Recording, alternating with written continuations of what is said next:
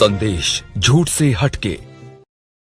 नमस्कार, संदेश Hindi news channel में मैं हरिशंकर जोशी आपका हार्दिक स्वागत करता हूं, अभिनंदन करता हूं। आज का दिन ऐसा है जो इतिहास में काले पन्नों पर दर्ज किया जाएगा। आजाद भारत में पहली बार सुप्रीम कोर्ट के मुख्य न्यायाधीश पर जूता उछाला गया। ये जूता एक दलित समुदाय से आने वाले चीफ जस्टिस पर नहीं, बल्कि देश के संविधान पर किया गया है। बाबा साहब भीमराव अंबेडकर पर है ये हमला और देश के लोकतंत्र पर बड़ा हमला है। ये लोकतंत्र की जड़ों में मट्ठा डालने की कोशिशों की एक कड़ी है। सनातन का नाम लेकर ये हमला तब किया गया जब मुख्य न्यायाधीश BR गवई न्यायाधीशों की एक बेंच में किसी मुकदमे की सुनवाई कर रहे थे। सनातन का अपमान नहीं सहेगा हिंदुस्तान। ये नारे अभी तक आप सड़कों पर सुनते थे, मॉब लिंचिंग होती है उसके दौरान सुनते थे, हेट स्पीच में सुनते थे। सनातन का अपमान नहीं सहेगा हिंदुस्तान, ये कहते हुए 71 साल के एडवोकेट राकेश किशोर ने सुप्रीम कोर्ट के चीफ जस्टिस BR गवई पर जूता उछाला। ये जूता उन्हें लगा नहीं, बराबर से होकर एक और जो बेंच में सुनवाई चल रही थी तो वहां से निकल गया। कथित तौर पर यह जूता CJI पर इसलिए फेंका गया क्योंकि CJI गवई ने एक याचिका पर सुनवाई के दौरान भगवान विष्णु को लेकर अमर्यादित टिप्पणी की और भगवान का मजाक उड़ाया। अब ये टिप्पणी आदेश में कहीं नहीं है, मौखिक की गई कोई टिप्पणी है, लेकिन सोशल मीडिया पर इसे वायरल कराया गया, ट्रोल किया गया CJI को, और वायरल होने के बाद या वायरल कराए जाने के बाद ये पता चला कि ये प्रकरण हुआ है, ऐसी टिप्पणी की गई है। इस PIL पर भी चर्चा करेंगे, लेकिन सबसे बड़ा सवाल ये है कि CJI पर हमला क्या संघी मानसिकता का नतीजा है या उस जहर का जो लगातार फैलाया जा रहा है। दलित, आदिवासी और अल्पसंख्यकों पर क्यों बढ़ रहे हैं हमले? कल हरिओम वाल्मीकि की एक समूह द्वारा की गई निर्मम हत्या अकेली नहीं है, बल्कि बीते सालों में पूरे देश में दलितों, आदिवासियों, पिछड़ों और अल्पसंख्यकों पर अत्याचार की एक लंबी श्रृंखला है। तरह तरह से अपमानित किया जाता है, उनके मुंह पर यूरिन किया जाता है, उनको मतलब नंगा करके घुमाया जाता है, तरह तरह के अत्याचार होते हैं, हत्या और बलात्कार होते हैं। ये एक लंबी श्रृंखला है। आज कई प्रश्न हैं जिन पर व्यापक चर्चा और चिंतन की जरूरत है। मैं आपका परिचय करा देता हूं हमारे साथ उपस्थित दो खास मेहमानों से, और दो खास मेहमान अभी हमारे साथ और जुड़ेंगे। मेरे साथ डॉक्टर सलीम खान जुड़े हुए हैं, राजनीतिक विश्लेषक हैं, पॉलिटिकल एक्टिविस्ट हैं। मैं उनका हार्दिक अभिनंदन करता हूं, स्वागत करता हूं। मेरे साथ वरिष्ठ एडवोकेट डॉक्टर सुरेश मान्य जी जुड़े हुए हैं, जो BRSP के प्रेसिडेंट भी हैं। मैं उनका हार्दिक अभिनंदन करता हूं, हार्दिक स्वागत करता हूं। और मेरे साथ में डॉक्टर रवि यादव साहब भी जुड़ गए हैं। आप रोज हमारे साथ उनसे मिलते हैं, वरिष्ठ राजनीतिक समीक्षक हैं। मैं उनका हार्दिक अभिनंदन करता हूं, हार्दिक स्वागत करता हूं। मैं सबसे पहले सुरेश सर, मैं आपके पास आता हूं। आज ये जो जूता उछाला गया, ये जूता क्या है? ये जूता मतलब उछाल कर क्या साबित करने की कोशिश की गई? क्या ये एक व्यक्ति की मानसिकता का परिणाम है, या इसके पीछे एक बड़ी साजिश है, या वो साजिश है जिसने लोगों के दिमाग में जहर भरा है? और लोकतंत्र पर ये कितना बड़ा हमला है? ये हमला किस किस पर है? आप इस हमले पर क्या राय रखते हैं? हम उस हमले की डिटेल और आपके विचार अपने दर्शकों को के सामने रखना चाहते हैं तो आपके समक्ष उपस्थित हैं। जी सर। जोशी जी, आपका शुक्रिया इस टॉपिक के लिए, सब्जेक्ट के लिए। पहली बात तो यह है कि किसी भी प्रकार का किसी भी व्यक्ति के ऊपर कोई भी हमला, ये एक निंदाजनक घटना है, उसकी निंदा होनी चाहिए। हम लोग भी उसकी निंदा करते हैं, हम सभी करेंगे। दूसरी बात है कि ये किसी व्यक्ति का हमला नहीं मानना चाहिए।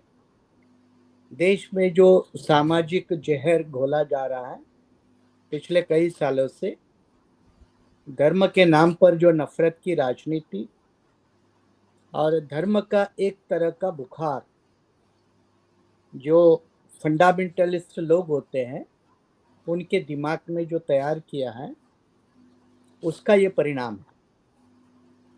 तीसरी बात, ये जूता चीफ जस्टिस ऑफ इंडिया के ऊपर फेंका, मैं उसको व्यक्तिगत गवाही के ऊपर फेंका ऐसा बिल्कुल नहीं मानता हूँ। और इसलिए सीजीआई के ऊपर फेंका हुआ जूता ये अंबेडकर का अपमान है ऐसा मैं बिल्कुल नहीं मानता, क्योंकि अंबेडकर इतने छोटे आदमी नहीं है। रही दूसरी बात कि जब यही गवई साहब ने 1 अगस्त 2024 को SC/ST के डिवीजन का फैसला दिया, वर्गीकरण का फैसला दिया, तो उनको सबसे बड़ा बाबा साहब के बाद देशभक्त कह के इनकी पूरी देश में सवर्णोधारा वाहवाह हो रही थी। तो वही गवई आज शिकार की हुए, ये भी सवाल है। दूसरी बात यह है कि ये जूता फिर वही, ये गवई के ऊपर फेंककर सीजीआई का अपमान है या सनातन धर्म का अपमान है। ये सनातन धर्म की जो पताका लहरा रहे वही लोग खुद अपने मन में सोचे, ये उनके लिए भी एक बड़ा सवाल है, क्या यही सनातन धर्म की सीख है। दूसरा मुद्दा आपने जिसका जिक्र किया कि गवई जी ने एक PIL की सुनवाई के दौरान भगवान विष्णु के बारे में एक टिप्पणी की थी, आपने उसको अमर्याद शब्द का इस्तेमाल किया। जजेस नॉर्मली डिस्कशन में जो अनऑफिशियल होता है उसमें आम आदमी की तरह बोल देते हैं, और इसलिए उन्होंने कहा था कि भाई एक तो जजेस होते हैं, लॉयर्स होते हैं, जब कोई पिटिशन कोर्ट के लायक नहीं होती तो परेशान होते हैं, गुस्से में आते हैं, और वही जोश में उन्होंने बोल दिया कि भाई आप अपने विष्णु से ही जान के जाकर मांग कीजिए। तो ये कोई गलत या अभद्र लेवल की कोई टिप्पणी नहीं थी, उसका कोई इतना शोर करने की जरूरत नहीं थी। मुझे लगता है उनकी जो 2-4 दिन पहले दूसरी टिप्पणी आई, इस देश में बुलडोजर राज नहीं चलेगा, शायद उससे भी कुछ लोग आहत हो सकते हैं। और ये मुझे लगता है वो विष्णु भगवान की टिप्पणी के बजाय ये बुलडोजर की टिप्पणी उनको ज़्यादा जोर से लगी होगी, क्योंकि बुलडोजर वाले जिंदा है, विष्णु भगवान जिंदा नहीं है, और इसलिए उससे ज़्यादा वो प्रभावित हुए होंगे, परेशान हुए होंगे। लेकिन जो गवई की रिएक्शन आई कि ऐसे छोटे मोटे कामों से मैं डरने वाला नहीं हूँ, उससे साफ झलकता है कि जो रिलीजियस फंडामेंटलिस्ट ताकतें, चाहे हिंदुत्व के नाम पे हो या और किसी के नाम पे हो, वो इस तरह का बर्ताव जो कर रही है उसका उसका जो प्रमुख कारण है कि देश में जो सामाजिक जहर पिछले कई सालों से पैदा हुआ है उसकी यही उपज है। कांवड़ यात्रा में बढ़ोतरी होना, सरकार द्वारा उनको अनगिनत सहूलतें देना, यह भी उसकी उपज है। पूरे देश में मंदिर मस्जिद विवाद पैदा करना, यह भी उसकी उपज है। तो इन सारे उपज के हालात में इस तरह के मेंटालिटी का जन्म होना स्वाभाविक है, और मुझे लगता है उसी तरह के मेंटालिटी ने अपना एक जूता फेंककर जूता भी बर्बाद किया और जुडिशरी के प्रतिष्ठा को भी बर्बाद किया। इस तरह की मेरी प्राथमिक टिप्पणी है। जी बिल्कुल, आपने कहा कि उन्होंने बर्बाद किया। मैं सलीम सर आपके पास आता हूं। देखिए डॉक्टर यादव साहब को पहले ले लीजिए। अरे सर आपका आदेश तो हम टाल ही नहीं सकते हैं। मैं तो क्रम से चल रहा था। और चलिए मैं रवि सर के पास आता हूं। और रवि सर माइक का अनम्यूट कर लीजिए। देखिए 2-3 मामले हैं, ये लगातार बढ़ रहा है। एक मतलब एडवोकेट ने मध्य प्रदेश में इतनी ऐसी गालियां बकी जिनको हम यहां पर रिपीट भी नहीं कर सकते हैं जजेस के खिलाफ। ये देखा, कोई कार्रवाई अभी तक उस पर नहीं हुई है। अगर उसने ये किसी व्यक्ति ने ये गाली किसी संघी या भाजपाई को बक दी होती तो एनएसए लग गया होता उसको, इससे कम में भी लग गया होता। आज जो हुआ है, जो काले पन्नों में दर्ज किया जाएगा इतिहास के, मुख्य न्यायाधीश पर जूता उछालना और उसके बाद तमाम सारे ट्रोल मीडिया का उसे महिमा मंडन करना, भारत रत्न की उपाधि देने तक की मांग करना, ये किस तरफ हम जा रहे हैं, देश जा रहा है और कैसी परिस्थितियां उत्पन्न हो गई हैं और कितना भयावह भविष्य दिख रहा है। मैं आपके पास आता हूं जी। नमस्कार जोशी जी, आपको, को पैनलिस्ट और दर्शकों को भी। ये मामला इतना हल्का नहीं लिया जा सकता किसी भी हालत में। ये किसी इंडिविजुअल के ऊपर हमला नहीं था। ये भारत में बढ़ रही उस विचारधारा का, जिसे हिंदू राष्ट्र, हिंदूवादी, हिंदुत्व की विचारधारा कहा जाता है, हिंदू राष्ट्र की मांग करने वाले लोग जो सनातन कह रहे हैं अपने आप को, वो सब एक ही चीज है। आरएसएस जिसका प्रतिनिधित्व करती है और राजनीतिक तौर पर भारतीय जनता पार्टी उसका प्रतिनिधित्व करती है।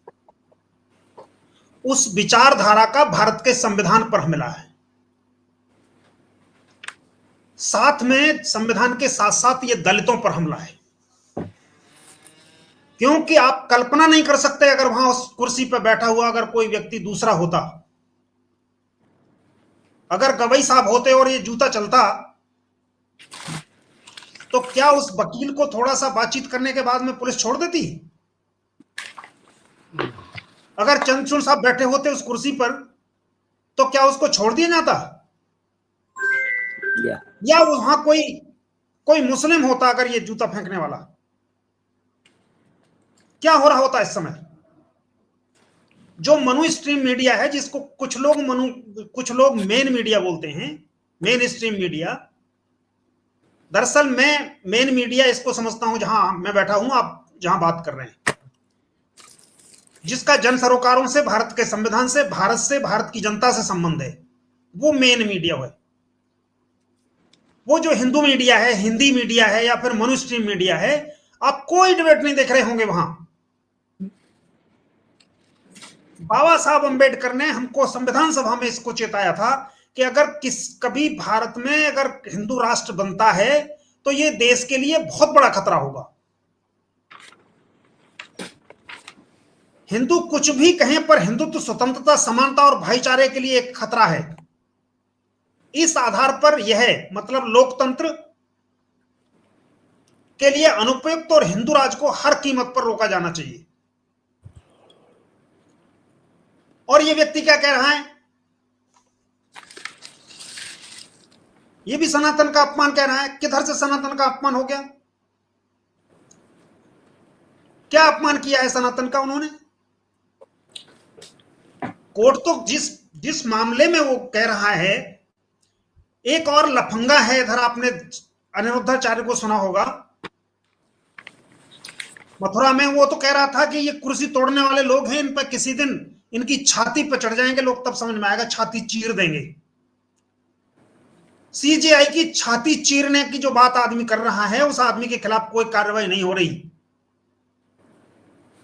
एक नॉन बायोलॉजिकल सज्जन है, उनको कथित तौर पर उनकी मां को गाली दी गई, आपने अरेस्ट कर लिया और उसके लिए आपने बंद का आह्वान कर दिया।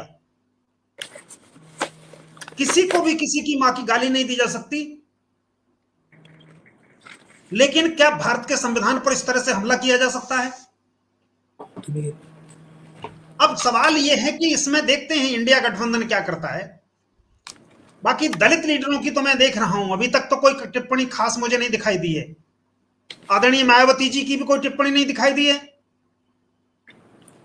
रामदास अठावले साहब की भी कोई टिप्पणी नहीं दिखाई दी है, पंडित चिराग पासवान साहब की भी कोई टिप्पणी नहीं दिखाई दी है, चुप हैं। जीतनराम मांझी साहब की भी कोई टिप्पणी नहीं दिखाई दे रही है। तो ये देखना होगा, और बाकी इंडिया गठबंधन के जो लोग हैं, जो दलित हैं, पिछड़े हैं, उनको समझने की जरूरत है, जो आदिवासी हैं और जो महिलाएं हैं, कि हम जिस रास्ते पर जा रहे हैं जो हिंदू राष्ट्र का है, ये इतनी घृणित मानसिकता है। जोशी जी, आप मुझे बताइए किसी पिछड़े अपराधी का नाम, सिंगुलर एक नाम, जिसे माफिया कहा गया हो, अपराधी कहा गया हो, मुस्लिम जिसको अपराधी, माफिया, आतंकवादी कहा गया हो, अंतरराष्ट्रीय अपराधी कहा गया हो, उसने क्या कभी किसी के मुंह पर पेशाब की? क्या किसी को पेशाब पिलाने की कोशिश की? किसी भी अपराधी ने अपराध चाहे जिस पर किया हो वो अलग बात है, हत्या कर दी हो, लेकिन क्या पेशाब करने की घटना की है? ये वो मानसिकता है। आप पेशाब किसी के ऊपर, ऐसा नहीं कि आप उत्तेजना में आ गए, आप उत्तेजना में आप हाथ चला सकते हैं, गाली गलौज कर सकते हैं, उत्तेजना में आप किसी के ऊपर पेशाब नहीं कर सकते। ये कूल माइंड से किए जाने वाला काम है। ये वो मानसिकता है जो लोग अपने आप को सुपर समझते हैं, वो सुपर स्पीसीज हैं, वो होमोसेपियंस नहीं है, मानव जाति में नहीं मानते अपने आप को, जिनका प्रतिनिधित्व मनुस्मृति करती है, खास तौर से मनुस्मृति जिसकी बात करती है, और मनुस्मृति को लागू करना है। और मनुस्मृति के हिसाब से अगर आप बात करेंगे तो उसने कुछ गलत नहीं किया है। एक दलित पर जूता चलाना कौन सा अपराध है? या कल जो पीट के रायबरेली में मार दिया गया, क्या कोई पहली घटना थी? पहला मार दिया गया। मुस्लिमों की लिंचिंग की घटनाएं इसलिए ज्यादा दिखाई देती हैं क्योंकि उसमें प्रतिक्रिया होती है, और जो मारने वाले हैं वो ज्यादा बढ़ा चढ़ा के दिखाते हैं उसको। जैसे रायबरेली की घटना का भी वीडियोग्राफी की गई है और कहा जा रहा है कि हम बाबा के आदमी हैं। अगर यही घटना मुस्लिम के साथ होती तो फिर पूरे और ज्यादा इसको बढ़ा के बताते, वो दिखाते जैसे हमने बहुत बड़ा काम कर दिया है। अन्यथा ये घटनाएं यहां भी दलितों के साथ कम नहीं हो रही हैं। हमने देखा ना थोड़े दिन पहले अलीगढ़ में क्या हुआ था, 2 घटनाएं हुई उसी बीच, और उस बीच ही दलित एक सांसद रामजीलाल सुमन के घर पर जिस तरह से हमला किया गया करणी सेना के द्वारा, जिस तरह तलवारें लहराई गई, जिस तरह से कट्टे लहराए गए, जिस तरह से रिवॉल्वर लहराई गई, जिस तरह से राइफल बंदूकें लहराई गई, कहां है बुलडोजर? इसके ऊपर क्यों बुलडोजर नहीं चल सकता? क्यों छोड़ दिया गया उस एडवोकेट को? और पूरी जो एडवोकेट बिरादरी है, क्या उसको प्रदर्शन नहीं करना चाहिए? सुप्रीम कोर्ट कस्टोडियन है कॉन्स्टिट्यूशन का, तो कस्टोडियन सीजेआई और वहां के जजेस ही नहीं है, वहां की बार भी है, वहां के ऑफिसर्स जो हैं, जो सुप्रीम कोर्ट के, अदर देन जजेस इंक्लूडिंग लॉयर्स, वो सब भी तो वो कस्टोडियन है ना। ये इतनी छोटी घटना तो नहीं है। देश के सीजेआई राष्ट्रपति और प्रधानमंत्री पर कोई इस तरह से हमला करेगा और उसको ऐसे कोई सामान्य घटना मान लिया जाए, तो मैं सहमत नहीं हूं। कम से कम मैं नहीं समझता कि कोई सामान्य घटना है। ये इसके दुष्परिणाम बहुत लंबे जाएंगे। अब देखना यह है कि क्या इससे जो संविधान प्रेमी हैं, लोकतंत्र प्रेमी हैं, इस देश में जो लोकतंत्र चाहते हैं, वो लोग सजग होते हैं और ऐसी घटनाएं भविष्य में रोकी जा सकती हैं, या फिर इस व्यक्ति के खिलाफ अगर कोई कार्रवाई नहीं होती तो आप देखेंगे रोज किसी भी दिन किसी भी मामले में जहां भी असहमति होगी उस दिन जूता चलेगा। एक आदमी को छोड़ दोगे आप तो फिर दूसरा चलाएगा। 75-76 साल का शायद बता रहे हैं उनको, जिस दुर्जन ने जो घटना को अंजाम दिया है। कितने दिन उनको प्रैक्टिस करनी है? कर दो, लाइसेंस रद्द करना है तो हीरो बन चुका है वो हीरो बन चुका है इनमें, गौडसेवादियों में। तो ये घटना बहुत बड़ी घटना है और इसके परिणाम बहुत लंबे जाएंगे। मुझे लगता है कम से कम इस समय इंडिया गठबंधन को बहुत मजबूती के साथ इसको उठाने की आवश्यकता है। और हर उस आदमी को जो पॉलिटिकल नहीं है, हर बात को हम पॉलिटिशियंस पर नहीं टाल सकते। जो साहित्यकार हैं, जो कवि हैं, जो बुद्धिजीवी हैं, जो सिविल सोसाइटी के लोग हैं, जो भी अवेयर लोग हैं, उनको समझने की आवश्यकता है कि ये कोई मामूली घटना नहीं है। और ये ऐसा भी नहीं है कि इसकी शुरुआत, मतलब आज जूता उछाला गया अलग बात है, पगड़ी तो रोज उछाली जा रही थी। जगदीप धनखड़ का स्टेटमेंट याद करिए, या आप याद करिए निशिकांत दुबे का, देश में अराजकता ला रहा है सुप्रीम कोर्ट,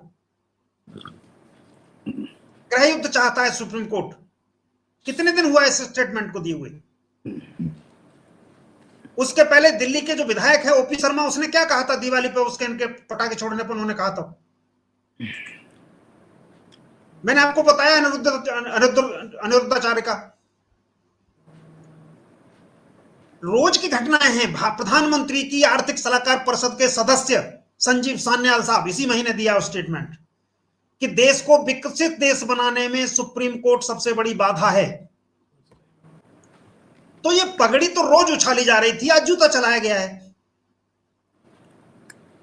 और मुझे लगता है कि अगर इसको यही नहीं रोका गया तो माफ कीजिएगा, इसके परिणाम कहां तक जाएंगे, क्या होने वाला है आगे, कल्पना करके सिर्फ रूह कांपती है। अगर इस देश में डेमोक्रेसी को किसी तरह से भी रेस्टोर करना है नहीं, इस समय खत्म हो चुकी है। आज जूता उछाला गया है। जब आप देखिए ना क्या कर रहा है संवैधानिक निकाय है चुनाव आयोग, बार बार निर्देशों के बावजूद भी सुप्रीम कोर्ट कह रहा है कि आधार को मान लीजिए, आप इसमें शामिल कर लीजिए अपने डॉक्यूमेंट्स में जो एसआईआर करवा रहे हैं, लगातार टालता रहा है वो। और जितने काट दिए उसने वोट, उसमें से वो डिटेल देने को तैयार नहीं है सुप्रीम कोर्ट के निर्देश के बावजूद। इधर सुप्रीम कोर्ट कह रहा है कि कोई सरकार जुडिशरी, जूरी और जल्लाद एक साथ नहीं बन सकती। जिस समय सुप्रीम कोर्ट इस बात को कर रहा है, उसी बीच योगी आदित्यनाथ बुलडोजर चलवा रहे हैं। और जबकि इसके पहले आदेश दिए जा चुके हैं बुलडोजर पे। तो क्या कॉन्स्टिट्यूशन लागू है इस समय? सुप्रीम कोर्ट के आदेश जब नहीं चल रहे हैं तो आप कहें कि कॉन्स्टिट्यूशन काम कर रहा है? मैं तो नहीं मानता। आज उससे एक स्टेप आगे बढ़ गए हैं, सीधे सीधे सीजेआई को वो दे दिया गया है, जूता फेंका गया है उन पर। सीजेआई पर जूता नहीं है ये साहब, ये जूता इस देश की कॉन्स्टिट्यूशन पर है। जागना होगा इस देश के लोगों को, अन्यथा परिणाम भुगतने के लिए तैयार नहीं है। ये गलतफहमी में जो लोग हैं कि ये मुसलमानों से इनका कोई पंगा है, मुसलमान तो इनके बहुत दामाद थे, आज भी हैं। इनका असली झगड़ा है दलितों से, पिछड़ों से, आदिवासियों से, जिन्हें ये किसी हालत में बराबर नहीं देखना चाहते। इनकी तमाम जो लीडरशिप है, उनके दामाद इस समय भी मुसलमान हैं। कोई दिक्कत नहीं मुसलमानों से। मुसलमान एक रणनीतिक तौर पर टूल बनाया गया है ताकि इन दलितों पिछड़ों को भ्रमित किया जा सके। जो समझ सकते हैं तो समझ लें, अन्यथा तो इतनी देर हो चुकी होगी। ये परिणाम तो भुगतने पड़ेंगे। फिर जो स्थिति आने वाली है वो सामान्य तौर पर लोकतांत्रिक तरीके से बदलाव तो नहीं होने वाला। फिर अगर आप इस पंचवर्षीय में नहीं जग रहे, देर हो चुकी है। 24 का चुनाव आपको जीतना था किसी हालत में, तो देर पहले हो चुकी है, लेकिन अभी भी अगर नहीं चेता गया तो फिर डेमोक्रेटिक तरीके से नहीं आप हटा सकते, फिर कुछ और तरीका होगा, अलग बात है। जी जी जी, बहुत बड़ी बात कही आपने कि अगर और देर हो गई तो आप डेमोक्रेटिक तरीके से नहीं हटा सकते, कोई और तरीका होगा, और वो तरीका किसी नेता, किसी अभिनेता के हाथ में नहीं होगा, किसी राजनीतिक दल के हाथ में नहीं होगा, वो जनता के हाथ में होगा। सर, मैं डॉक्टर साहब आपके पास आता हूं कि ये जो अपने आज जो प्रकरण हुआ है, ये भले ही इसमें मतलब सीजीआई ने तो बहुत सहजता के साथ लिया और कहा इन सब से कोई फर्क नहीं पड़ता है, एक तरीके से यह प्रत्याशित और नाटकीय घटना भी थी, लेकिन सीजीआई का कहना इन बातों से विचलित मत होइए, ये चीजें मुझे प्रभावित नहीं करती, सुनवाई जारी रखें। और उन्होंने मुकदमे की सुनवाई जारी रखी। देखिए, ये तो मतलब उन्होंने एक जो उदाहरण प्रस्तुत किया वो बिल्कुल काबिले तारीफ है, गजब का है। कई सारी चीजें हैं जो हैं। देखिए, जूता फेंकने वाला जो व्यक्ति था वो जैन जी का नहीं है, वो अर्बन नक्सल नहीं है, वो खान मार्केट गैंग का नहीं है। मैं फिर दोहरा देता हूं, ये जूता फेंकने वाला व्यक्ति ना तो खान मार्केट गैंग का है, ना अर्बन नक्सल है, और ना ये जैन जी का है। ये 71 साल का व्यक्ति है, ठंडे दिमाग से सोच समझकर, नफरत को अपने अंदर पूरी तरह ऑब्जर्व करके और ये भरोसा करके कि उसका कुछ नहीं होगा, उल्टा बाहर निकलने पर हार फूल से सम्मान होगा, जय जयकार होगी, ये सोचकर उसने हमला किया। जाहिरा सी बात है कि होने भी लगा है। मैं देख रहा था बहुत सारे सोशल मीडिया पर कि कहा जा रहा था इसको भारत रत्न मिलना चाहिए, और सनातन, मतलब पूरी ट्रोलिंग शुरू हो गई है। ट्रोलिंग कौन करवा रहा है आप जानते हैं। इस तरह का ट्रोल मीडिया जो है वो किसके नेतृत्व में चलता है, कहां से चलता है, कौन गवर्न करता है, आप जानते हैं। सवाल ये है कि गवई साहब का कसूर क्या है, गवई साहब से इतनी चिढ़ क्यों है, गवई साहब से इतना डर क्यों लगता है, गवई साहब से डरने के क्या कारण है कि इतना घबराई हुई है ये ताकतें, ये फासिस्ट ताकतें, कि वो इस तरह से उनको डरा धमकाकर या बताकर कि देखो हम बहुत कुछ कर सकते हैं। जस्टिस लोहिया का उदाहरण भी सामने है। क्या होगा, क्या कारण है इसके गवई साहब से डरने के क्या कारण है? जोशी साहब गवई साहब के साथ सीजीआई हैं हमारे, उनके साथ जो कुछ हुआ है वो बहुत निंदनीय है। लेकिन मैं ऐसा समझता हूं कि अगर उनकी जगह कोई और होता तो भी आज नहीं कल ये उसके साथ होता, इसलिए कि जो कुछ हो रहा है अभी यादव साहब बहुत सारे उदाहरण दे रहे थे कि जो हमारे उपराष्ट्रपति थे धनखड़ साहब, उन्होंने जुडिशरी के खिलाफ क्या नहीं कहा, और उनको हटाया गया, अपमानित करके हटाया गया, लेकिन इस वजह से नहीं हटाया गया कि वो जुडिशरी के खिलाफ जहर उगल रहे थे। किरण रिजिजू ने भी इस तरह की बात कही, निशिकांत दुबे। भाई आप जो है वो चीफ जस्टिस ने अभी कोई फैसला नहीं किया, चीफ जस्टिस ने सुनवाई के दौरान वक्त पे कुछ सवालात किए।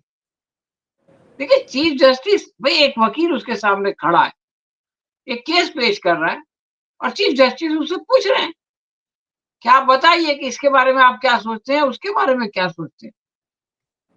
तो इससे आप इतने विचलित हो गए।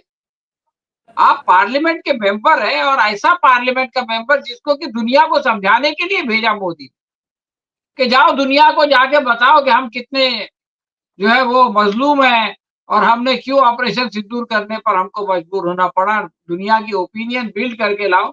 उसके लिए जिन लोगों को इन्होंने सिलेक्ट किया था उनमें से एक वो निशिकांत दुबे था। तो उसने चीफ जस्टिस के बारे में ये कह दिया साहब कि ये जो है वो गृह युद्ध करा रहा है। ये कोई मामूली इल्जाम है, गृह युद्ध कराना। लेकिन आप ये देखिए कि निशिकांत दुबे का बाल भी का नहीं हुआ। उसके बाद निशिकांत दुबे का चयन हुआ कि पूरी दुनिया के मुख्तलिफ देशों में जाए और सरकारी खर्चे पे पिकनिक बना के। तो ये सरकार जो है ना संरक्षण देती है जो जुडिशरी को बुरा भला बोले, और फिर ये सरकार जो है वो उनको इनाम देती है जो जुडिशरी को बुरा भला बोले। तो इसकी वजह से क्या है कि इनके हौसले दिन ब दिन बढ़ते जा रहे। इनको ये लग रहा है कि हमको कोई रोकने वाला पूछने वाला नहीं है, हम जो चाहे कर सकते हैं, बल्कि उल्टा हमको इनाम दिया जाएगा। तो ये जो सिलसिला चल रहा था एक के बाद एक सरकार जो है वो उनको कुछ एक्शन नहीं ली और हम लोग उसको हंस के टाल देते हैं। गवई साहब बोलते हैं नहीं नहीं मेरे को इससे कोई फर्क नहीं पड़ता है। खन्ना साहब कुछ बोलते ही नहीं। अरे भाई क्यों नहीं बोलते आप? मैं तो बोलता हूं बंद कर दो एक दिन काम। बोलो नहीं चलेगा ऐसा, इसको अंदर करो, इस पे एनएसए लगाओ। जब ये होगा तो ये सोई हुई लोग जो है ना ये जागेंगे। देखिए अभी जो है वो अजय शुक्ला साहब आ गए, बहुत सख्त ज़बान में बात करते, फिर भी इनकी नींद नहीं होती। जब तक कि कुछ बड़ा नहीं होगा, जब तक कि ये पूरा सिस्टम डाउन नहीं होगा, मैं तो ये बोलता हूं कि ये सरकार चाहती है कि जुडिशरी जो है वो अपमान, इसलिए कि इनको लगता है कि आज नहीं कल यही न्यायपालिका जो है वो हमको कहीं ना कहीं रोक सकती है। ये कोई अपने लिए रुकावट नहीं चाहते, ये अपनी मनमानी करना चाहते हैं। लोया साहब इनके रास्ते में आते हैं तो वो कांटा जो है वो निकल जाता है। ये ऐसी मानसिकता के लोग हैं। तो इनको अगर हम प्यार से समझाएंगे कि नहीं नहीं वो ठीक है, हम तो इसको माइंड नहीं करते, ये नहीं करते, वो नहीं करते। अरे भाई क्यों नहीं माइंड करते? माइंड करें, पूरा सिस्टम डाउन हो जाए, लोगों को मजबूर किया जाए, पूछा जाए आज उससे, योगी से, कि योगी आप तू किसके साथ खड़ा है बता?